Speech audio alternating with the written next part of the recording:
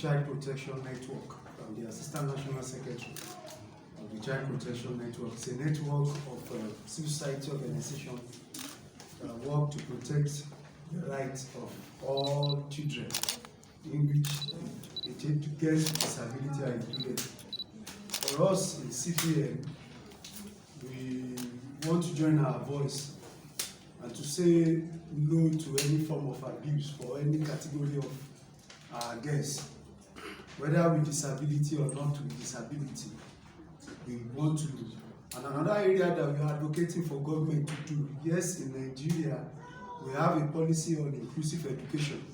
But today, if you go to our schools, what was written in the policy is not what we find in the school. Like somebody said during the session, the last session, there are schools that are so expensive for people, for girls with disability and women with disability too. So we are calling on the government, the national government, the state government, and the local government to please implement what they have in the policy of inclusive education. We have it in this country. I'm sure if I begin to ask now, many of us do not even know the content or have access to that policy. Or what the policy is saying, that every child, irrespective of their status, should be together in one place. So we are, as a child protection network, we are saying government should please ensure the implementation of this policy.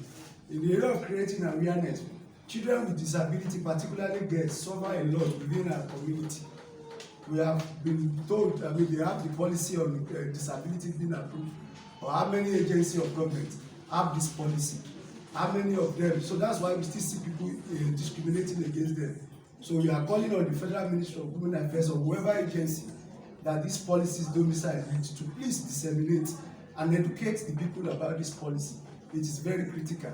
Again, for us, just like one of my colleagues here on this side of the table has mentioned, we are calling on the Legal Aid Council, the Federation of Women Lawyers. I know they've been doing a lot, but we still need to do more of pro bono service.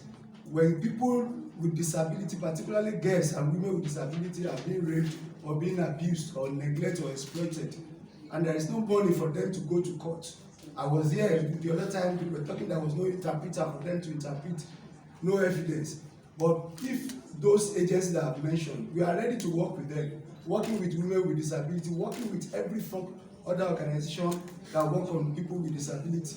We are ready to work together to ensure we get justice. When perpetrators are being punished, then we can stop this thing.